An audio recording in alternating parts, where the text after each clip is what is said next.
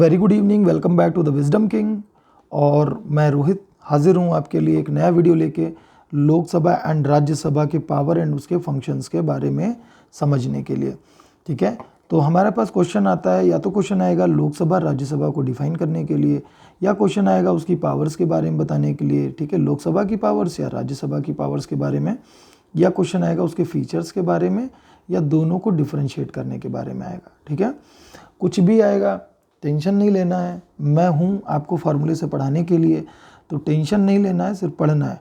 ज़्यादा पढ़ोगे तो साइंटिस्ट हो जाओगे, इसीलिए मैं साइंटिस्ट नहीं बना रहा हूँ यहाँ पर। मैं यहाँ पर आपको खाली इक्वेटिव सिलेबस के अकॉर्डिंग चीज़ों को पढ़ा रहा हूँ। ठीक है, और मेरा वादा है आपसे कि अगर आपने यहाँ से पढ़ा तो अगर ये क्वेश्चन फंस गया तो ये क्वेश्चन पूरे नंबर दे के जाएगा। ठीक है, लोकसभा राज्यसभा में चूँकि थोड़ा सा लेंदी है ये, मैं कोशिश करूँगा इसको कम से कम टाइम में ख़त्म कर दूँ, समय सीमा के साथ। तो सबसे पहले बच्चों आपको जानना पड़ेगा कि यूनियन टेरिटरीज़ क्या होती हैं। ठीक है, ताकि मैं जब आपको यूनियन टेरिटरीज़ के बारे में बताऊं तब आपको दिमाग में पड़ जाना चाहिए कि यूनियन टेरिटरीज़ की बात कर रहे हैं सर। ठीक है, या स्टेट्स की बात नहीं कर रहे हैं। तो यूनियन टेरिटरीज़ हमारे पास प्रेजेंट टाइम में 9 यूनियन टेरिटरीज़ हैं बच्चों। इसको याद करने का फॉर्मूला है, चलो दिल दे दो आपको।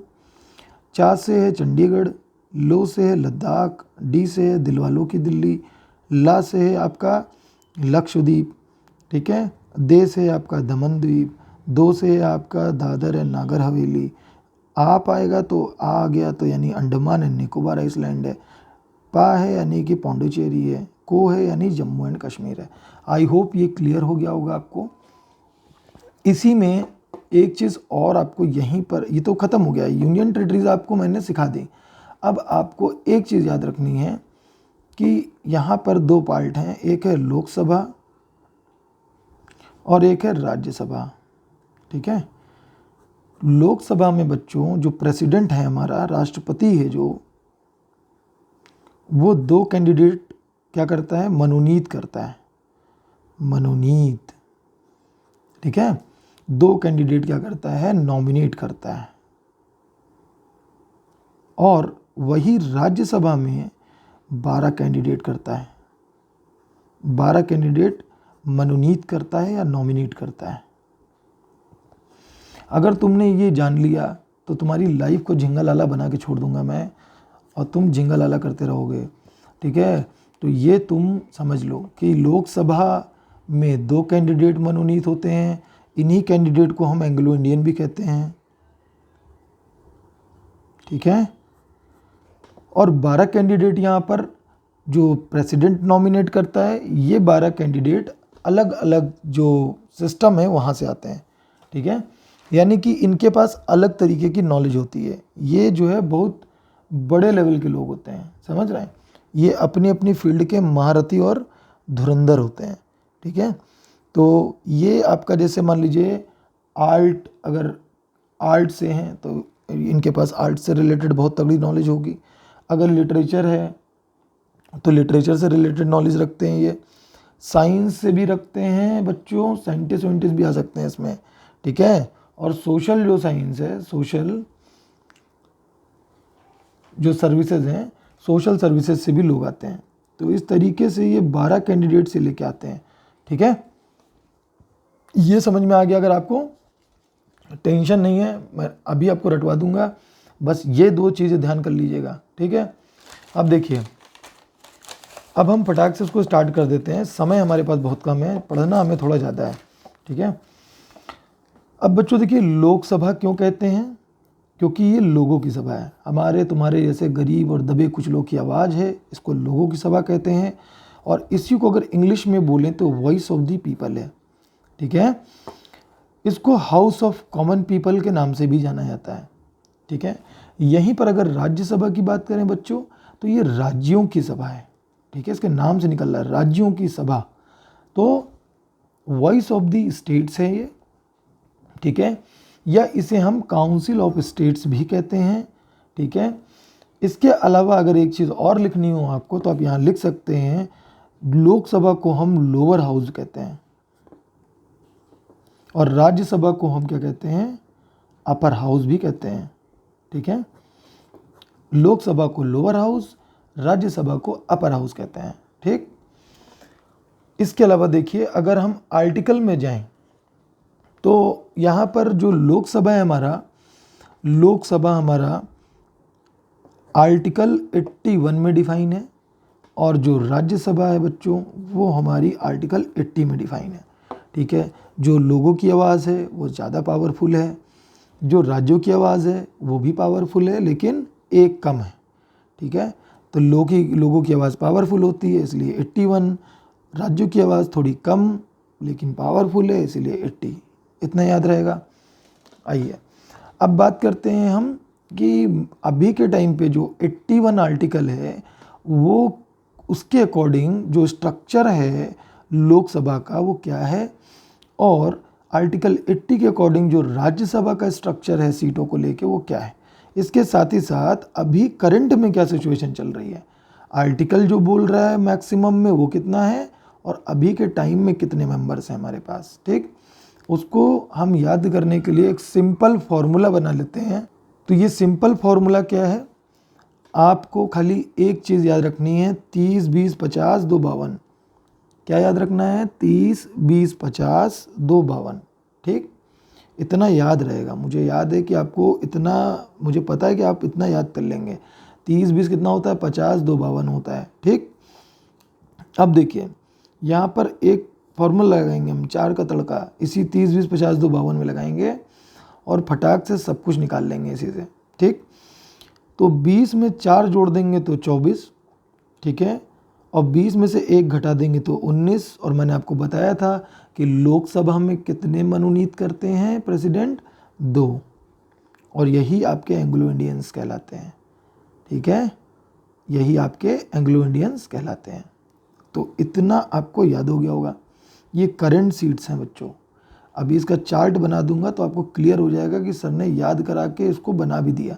ठीक, अब देखिए यहाँ पर हमने फॉर्मूला लगाया था मैक्सिमम वाले में।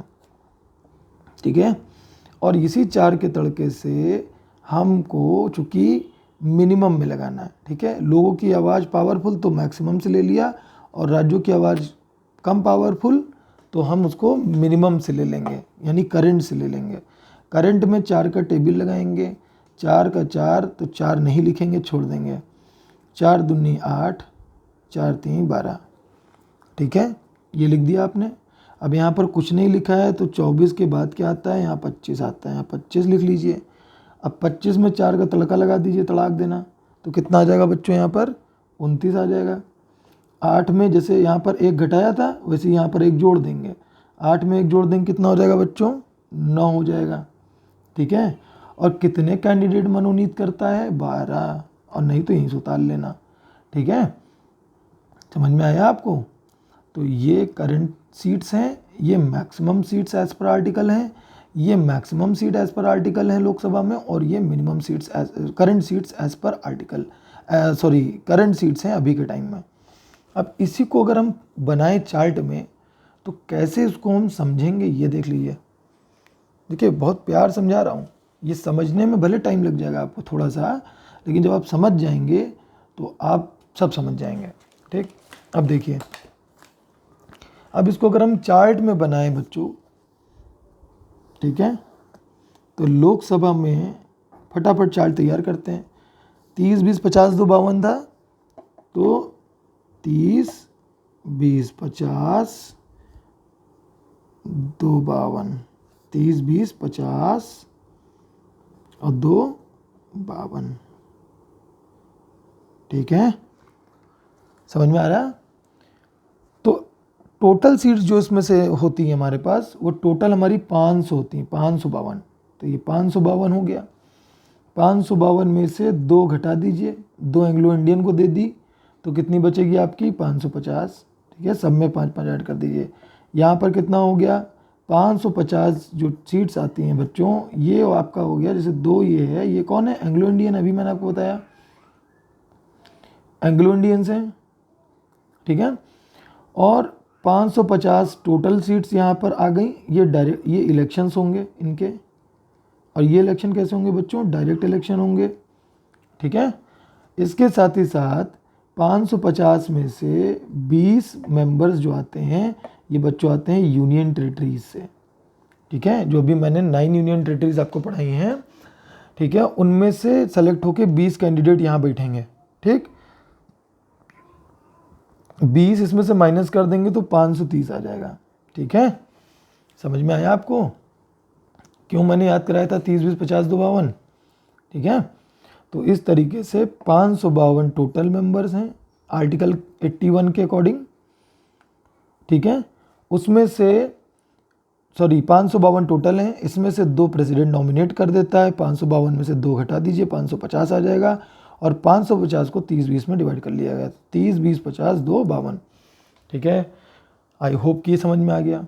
अब करंट सिचुएशन में जो आपको फार्मूला बताया था उसको फटाक से अगर यहाँ अप्लाई करेंगे हम, ये वाला 24 19 2 जो हमारा आया था, ठीक है, 20 से जो निकाले थे।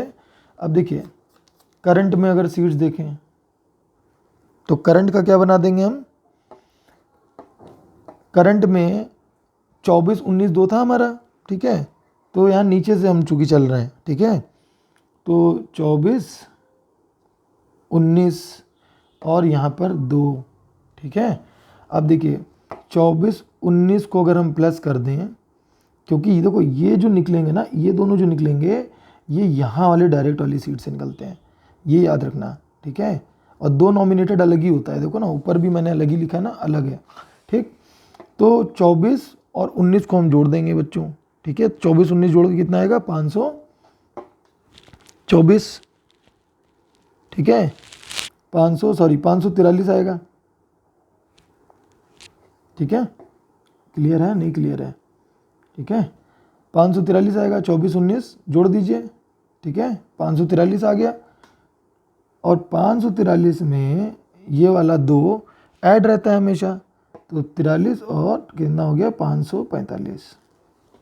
ठीक है, तो ये करंट सिचुएशन है, इसमें से 2 एंग्लो इंडियन दे दिए, बचे 543।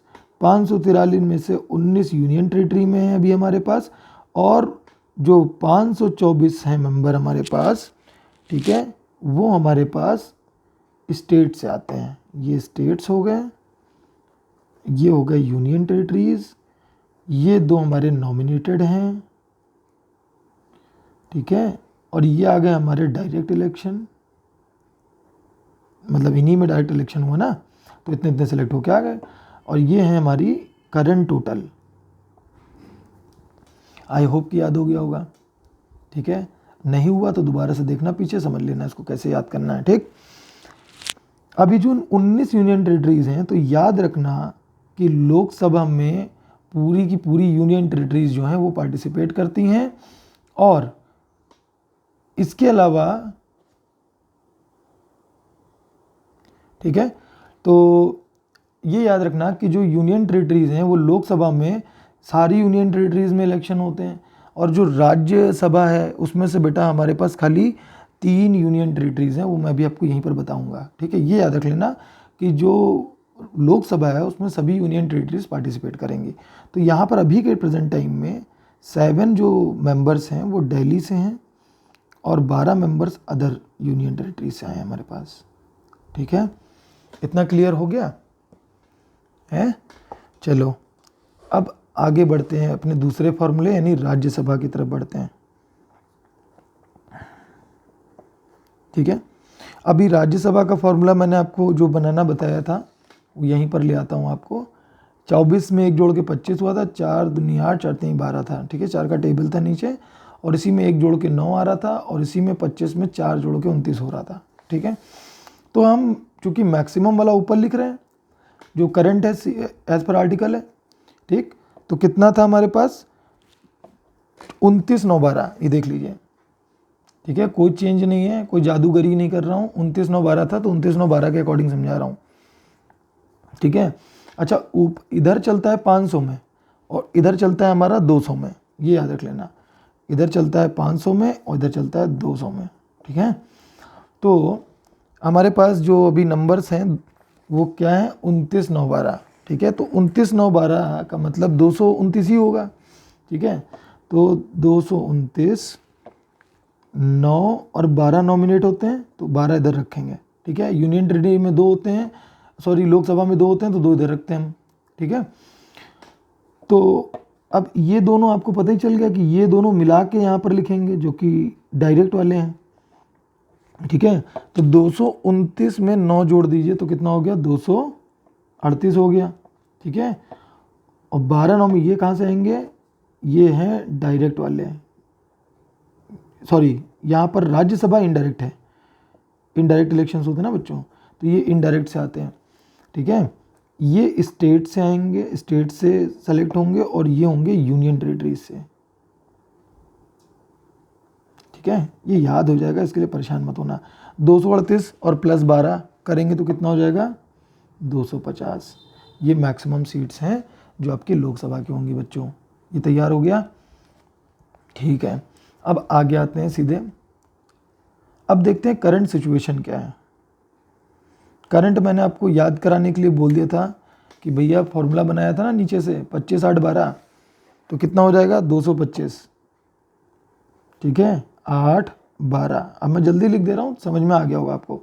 तो 225 में 8 जोड़ देंगे, कितना आएगा 233, ठीक है।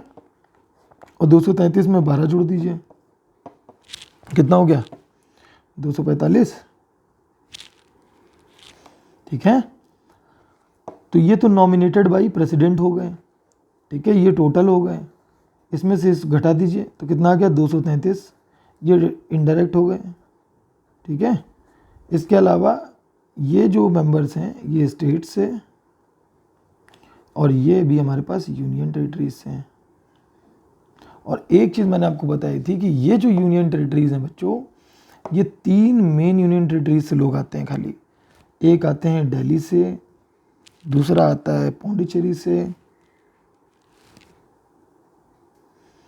और तीसरा आता है तुम्हारा JNK से, ठीक है। ये इतना अगर तुम्हें क्लियर हो गया हो, मैं आपको बता रहा हूँ कि लोकसभा राज्यसभा में कुछ नहीं है, ये अगर आपको इतना क्लियर हो गया हो, ठीक है, क्लियर है। अब आगे बढ़ते हैं, अब फटाफट देख लेते हैं, क्योंकि अब कुछ नहीं बचा, ठीक है, अब कुछ नहीं बचा लिखने के लिए। अब खाली हम इनकी जो फीचर्स हैं उसकी बात करेंगे, ठीक है। यहाँ लोकसभा है, यहाँ राज्यसभा है, ठीक। तो यहाँ पर जो मैक्सिमम सीट्स की बात करें तो कितनी है बच्चों, 552 है, ठीक है। और अगर हम राज्यसभा की सीट्स की बात करें तो मैक्सिमम कितनी है, 250 सीटें हैं मैक्सिमम। करंट में कितनी है बच्चों, अभी के टाइम 545 हैं, ठीक है। और यहाँ पर करंट सिचुएशन क्या चल रही है बच्चों, 245 की चल रही है, ठीक है। ये हो गया। अब देखिए, इसको हम क्या कहते हैं, हाउस ऑफ द पीपल कहते हैं, हाउस ऑफ द पीपल कहते हैं। इसको क्या कहते हैं, वॉइस ऑफ द स्टेट भी कहते हैं, और काउंसिल्स ऑफ स्टेट भी कहते हैं, ठीक है। ये काउंसिल ऑफ स्टेट है, ये हाउस ऑफ द पीपल है, ठीक है। एक राज्यों की आवाज़ है और एक कॉमन पीपल्स की आवाज़ है, कॉमन लोगों की आवाज़ है, ठीक है। इसके बाद देखिए, लोकसभा का जो अगर हम बात करें, जो मेंबर्स हैं लोकसभा के, ठीक है, उनकी एक एज है, आयु सीमा है, एज ये 25 साल है। और जो राज्यसभा के बच्चों मेंबर्स हैं, इनकी एज कितनी हो जाएगी, ये लगभग 30 साल है, ठीक है।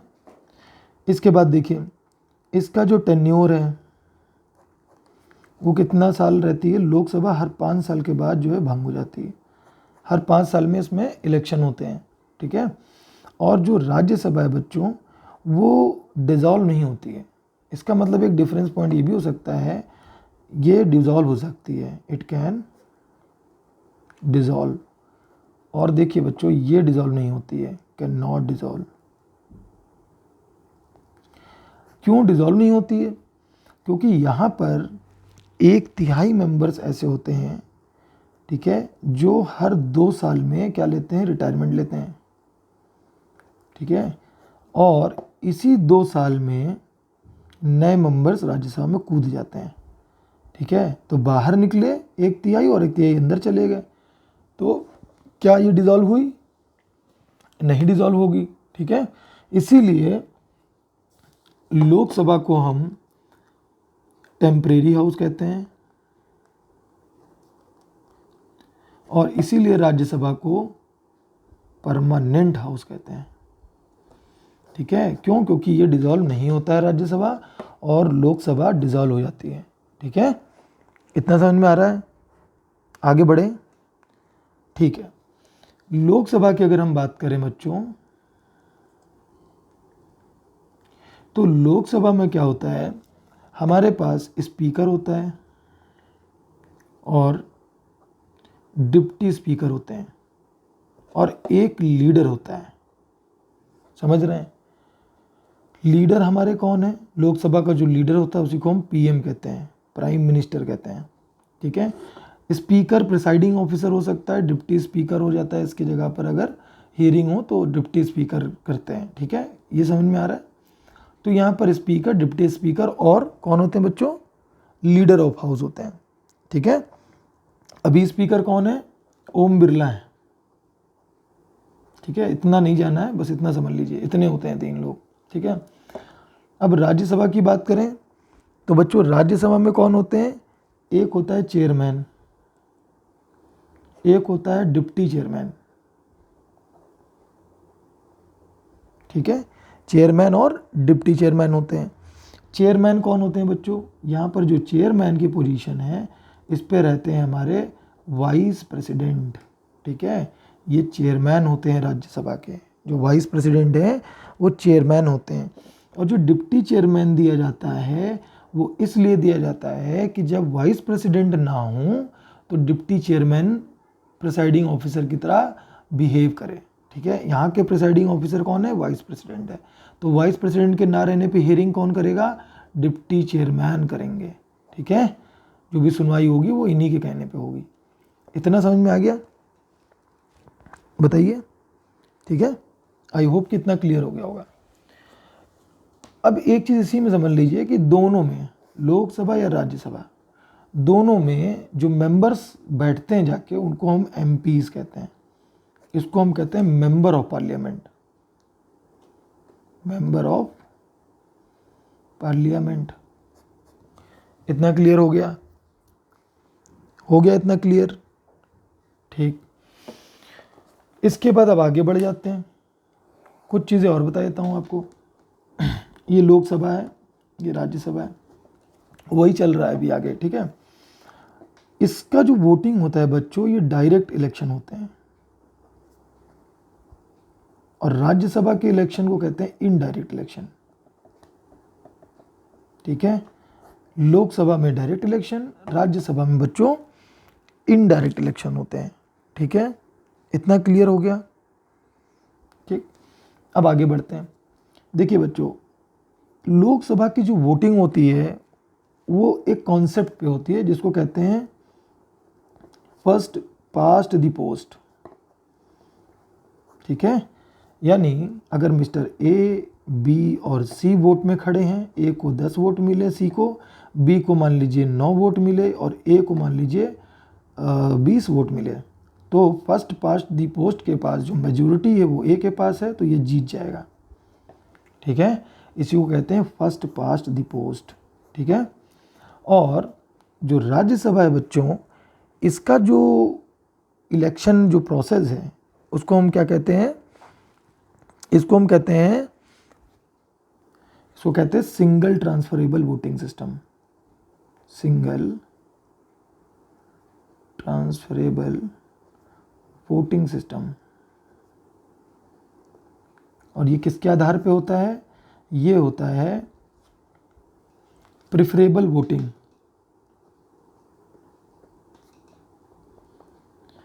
ठीक है। इसका कॉन्सेप्ट समझ लीजिएगा। ये होता कैसे है, देखिए, मान लीजिए ए, बी, सी 3 कैंडिडेट खड़े हैं, ठीक है। तो इन 3 कैंडिडेटों का पहले प्रिफरेबल वोट होगा, ठीक है। जैसे यहाँ पर तो आपने देखा कि भाई इनको ज़्यादा वोट मिल गए, जीत गए, ठीक है। लेकिन यहाँ पर क्या होता है प्रिफरेबल वोट सिस्टम में, कि यहाँ पर हर आदमी को राइट दिया जाता है कि वो हर आदमी को वोट करे। हर आदमी को वोट करे? हाँ भैया, हर आदमी को वोट करेगा। तो मान लीजिए मिस्टर आर आए और मिस्टर आर ने क्या किया, ए को या बी इनके दोस्त हैं, बहुत अच्छे मित्र हैं, इनको इन्होंने रेटिंग दे दी, 1 की रेटिंग, ए को दे दी 2 की रेटिंग, सी को दे दी 3 की रेटिंग। इसका मतलब इस आर ने इन तीनों को वोटिंग दिया, ठीक है, लेकिन बी करीब था इसीलिए इसको 1 नंबर दिया। ए अगर मान लो ये चाहता था कि बी ना जीते तो ए वाला जीत जाए, ठीक है, तो इसको 2 नंबर की रेटिंग दे दी और उसको दे दी 3 नंबर की रेटिंग। मान लो मिस्टर राम आए, इसके बाद ये भी रोहित है, ये राम है, राम आए, राम ने भैया इनको जो इनका सबसे फेवरेट था वही बी था, इसको भी 1 दे दिया भैया, ठीक है। उसके बाद सी इनका दोस्त था, इनको 2 दे दिया और तीसरे को भी 3 दे दिया। ऐसे ही मान लो मिस्टर डब्लू आए, इन्होंने जो है सबसे पहले जो रेटिंग करी वो सी को कर दी 1 की, बी को कर दी 2 की रेटिंग, ठीक है, और उसके बाद सी को तीसरा मिल नहीं था, ठीक है, ए को मतलब 3 देना ही था। इसके बाद आ गए मिस्टर एक्स जैसी है, इन्होंने देखा अरे मेरा तो सबसे फेवरेट दोस्त तो सी है, तो इन्होंने सी को 1 दे दिया। फिर इनके बाद देखा 2, ए हमारा जो है और फेवरेट है, मतलब इनके बाद अगर जीते तो कोई ये जीत जाए और ये जो है हमें नहीं पसंद है तो उसको हम 3 दे देंगे, ठीक है। इसके बाद मान लीजिए कि कोई मिस्टर वाई आ गए, ठीक है, यूहान सिंह आ गए मान लीजिए कोई, तो इनका जो फेवरेट मित्र था वो ए था, इसको 1 की रेटिंग दे गए, ठीक है। उसके बाद इन्होंने कहा कि नहीं मेरा सी अगर 1 नहीं जीतेगा तो ये जीत जाए, इसको 2 दे दिया और इसको 3 दे दिया, ठीक है। इसको कहते हैं प्रेफरेबल रैंकिंग सिस्टम या प्रेफरेबल वोटिंग, ठीक है। ये प्रेफरेंस दे रहे हैं कि पहली प्रेफरेंस, दूसरी प्रेफरेंस, तीसरी प्रेफरेंस, तो इसमें सब आदमी पार्टिसिपेट कर रहा है, यानी एक आदमी जो आ रहा है वो सबको वोट दे रहा है। इतना क्लियर है, ठीक। अब देखिए, अब जब इसमें चुना जाएगा तो इसमें कैसे रेशियो निकाला जाएगा, ठीक है। तो 1 नंबर पे वोटिंग पाने वाला कौन सा आदमी है जिसको 1 नंबर पे लोगों ने सेलेक्ट किया है और कितने लोग हैं वो, तो इस आदमी को खाली 1 आदमी था जिसने 1 रैंकिंग दी। यहाँ बी में 2 ऐसे आदमी थे जिन्होंने 1 रैंकिंग दी और यहाँ पर 2 ऐसे आदमी थे जिन्होंने इसको 1 की रैंकिंग दी। तो यहाँ पर चुनाव एक जो हैं भाई साहब ए वाले जो हैं ये हार गए और ये 2 वाले चुनाव में टाई अप हो गया, ठीक है। तो ये जो 2 में टाई अप हो गया, इसी को ये तो था, ये कहलाएगा प्रथम चरण या इसको कहेंगे फर्स्ट फेज, ठीक है। तो ये चला जाएगा दूसरे चरण के इलेक्शन में, सेकंड फेज में जाएगा, सेकंड फेज के इलेक्शंस होंगे और उसमें इन दोनों के बीच में टाई अप हुआ है। तो आगे इसी तरीके से 2 नंबर रैंकिंग काउंट की जाएगी कि 2 नंबर किसको दिया गया, तो चूंकि ये आउट हो गए हैं